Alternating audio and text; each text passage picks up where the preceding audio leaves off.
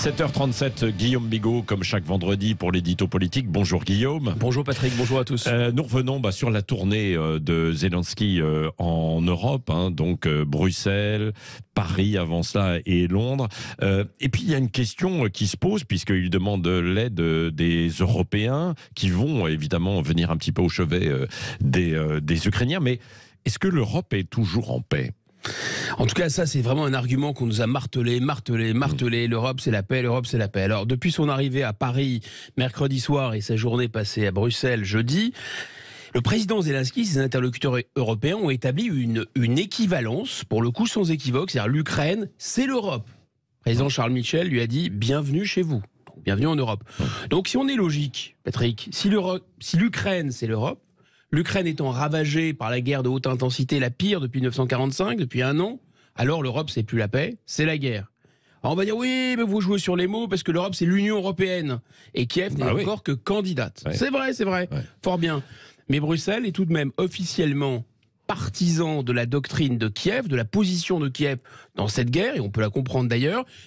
Bruxelles s'est rallié à cette position, c'est-à-dire un plan de paix en 10 points qui comprend la récupération de la Crimée de tout le territoire et qui comprend le fait de changer le régime à Moscou, c'est-à-dire d'arrêter M. Poutine et de les traduire devant un tribunal pénal international.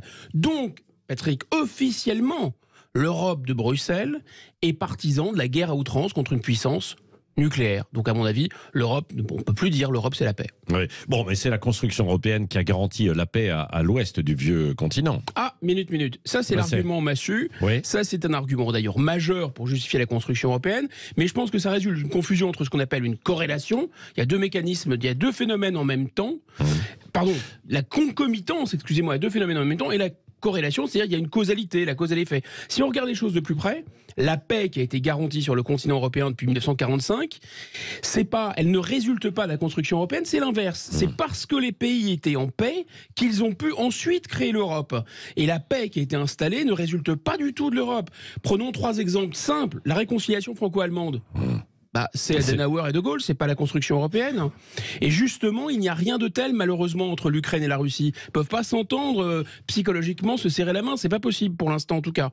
Deuxièmement, il y a eu la destruction de l'impérialisme allemand, du nazisme, par des bombardements, par des armes, on a écrasé l'Allemagne. Ça, c'était un préalable à la paix en Europe. On peut aussi considérer qu'à l'est de l'Europe, vous savez, la fameuse ligne entre la Pologne et l'Allemagne, la frontière Oder-Neisse, c'est la guerre, c'est des déplacements de millions de personnes. C'est ça qui a établi la paix. Alors, c'est un argument d'ailleurs qu'utilisent les néoconservateurs américains pour dire qu'il faut aller jusqu'à Moscou, il faut vraiment imposer la paix cette fois-ci par la guerre, de manière extrêmement brutale. Mais enfin, grosso modo, l'écrasement de l'Allemagne nazie, ça n'a rien à voir avec la construction européenne. Troisième argument, c'est la dissuasion nucléaire qui a créé les conditions de la paix ayant permis la construction européenne, mais une chose avant l'autre. Et la dissuasion nucléaire, comme vous savez, ça n'a rien à voir avec la construction européenne, et c'est précisément ce qui fait qu'entre l'Ukraine et la Russie, il n'y a pas de couverture nucléaire. L'Ukraine n'est pas à l'intérieur de la Russie, donc l'arme nucléaire russe ne protège pas l'Ukraine, mais l'Ukraine n'est pas à l'intérieur de l'OTAN, donc l'arme nucléaire de l'OTAN ne protège pas l'Ukraine.